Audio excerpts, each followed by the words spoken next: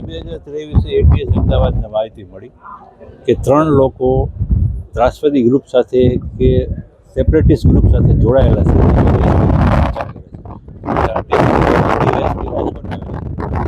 4-5 દિવસથી તપાસ પડી ગયા 3 લોકો રેલવે સ્ટેશન પાસેથી પકડાયા 31/7 અને એક એના ઘરે હતો, ત્યાંથી ઘરેથી ઉપાડી લીધો હતો. પછી એમની પાસેથી જે વસ્તુઓ મળી એની પંચોની હાજરીમાં પંચનામું કર્યું. એમાં કાર્ડ હતા, એના મોબાઈલમાં વોટ્સએપ ચેટ હતો, જેમાં રાય હિદાય નામનો ગ્રુપ છે કરાવે છે, કાશ્મીરીઓની હાલત પ્રચાર કરે છે સરકાર વિરુદ્ધ. એટલે આ લોકો સામે કલમ 121 ઇન્ડિયન પેનલ કોડની કલમ 121A હેઠળ કેસ રજૂ કરવામાં આવેલો અને પુરાવા દરમિયાન આપણે 5 સાક્ષીઓ તપાસ્યા. જે 5 સાક્ષીઓમાંથી આપણો કેસ છે એ પૂરેપૂરો સાબિત થયો કે આ લોકો આવી પ્રવૃત્તિઓમાં સંકળાયેલા છે.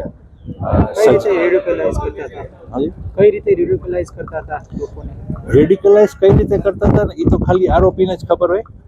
એ એમ કે એમ નથી કે આ જગ્યાએ જતા અમને આવું શીખવાડતા, પણ એ પાસેથી મળેલું હતું એ એક બંદૂક હતી, એક પિસ્તોલ હતું અને 18 કાર્ટીસ હતા. હવે એ તો યુઝ કરે ત્યારની વાત છે, પણ એના વોટ્સએપ ચેપમાં જે વાત મળી હતી એમાં કાશ્મીરીઓની હાલત અંગે જુદા જુદા મુસ્લિમ સમાજના જુદા જુદા લોકોને ભડકાવવા માટેના આ પ્રચાર હતા. જરૂર પડે તો પિસ્તોલને એ યુઝ કરી શકે, એ મળી આવે. કોઈ કારણ નહોતું. 22 વર્ષના માણસ પાસે શું કારણ હોય પિસ્તોલનું? વોટ્સએપ ચેપમાં દેશ વિરોધી પ્રચાર હતો, કાશ્મીરીઓની હાલતને હતો લગભગ. એટલે એ આપણે 121 આને સજા કરવા માટે આટલું પૂરતું છે. આનાથી વધારે કરાવવા માટે કંઈ જરૂરી નથી. એનાથી વધારે તો કલમ 121 છે. આ 121A 121 છે એ વધારે કંઈ ત્રાસવાદી ગ્રુપ છે કે જે કંઈક કરે તો એને મોતની જ સજાની જોગવાઈ છે, એમાં બીજી કોઈ નથી. અને આમાં આજીવન કેદની સજા સુધી આજીવન છે. આજીવન એટલે અંતિમ, કોર્ટ એમ કહે ને કે અંતિમ શ્વાસ સુધી, એટલે આજીવન એટલે અંતિમ શ્વાસ સુધી.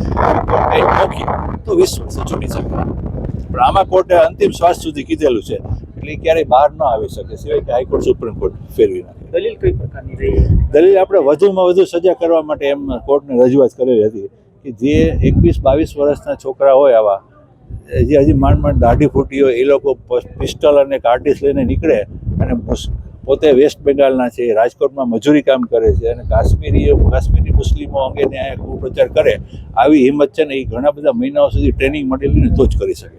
એટલે આવા વ્યક્તિઓને 3-4-5 વર્ષ જેલમાં રાખીને બહાર કાઢો તો ત્રાસવાદી ગ્રુપ તો આવા જ લોકોને ગોતતા હોય છે, તરત પછી લઈ લે. દેશ તોડવાની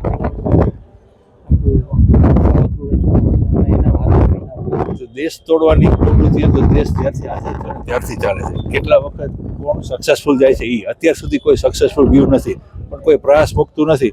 અમુક સંગઠનો છે જે દેશ વિરોધી કામ જ કરે છે અને આવા લોકો નાના છોકરાઓને બાળે રાખી દે છે, પણ સક્સેસફુલ નથી જતું. એટલી આપણી સરકાર એટલી મજબૂત છે અને આપણા દેશની પોલીસ ડિપાર્ટમેન્ટ, મિલિટરી છે, એ બધી એટલું સફળ થવા નથી દેતા કોઈને. પણ પ્રયાસ કરે એટલે એને સજા તો થવી જોઈએ, જેથી કોઈ આવો બીજો પ્રયાસ ન કરે. પ્રયાસ ન કરે કે આપણી મિલિટરી સક્સેસફુલ છે, આનાથી કાંઈ નથી થતું, તો આવા ગ્રુપો તો નીકળી જ પડવાના છે.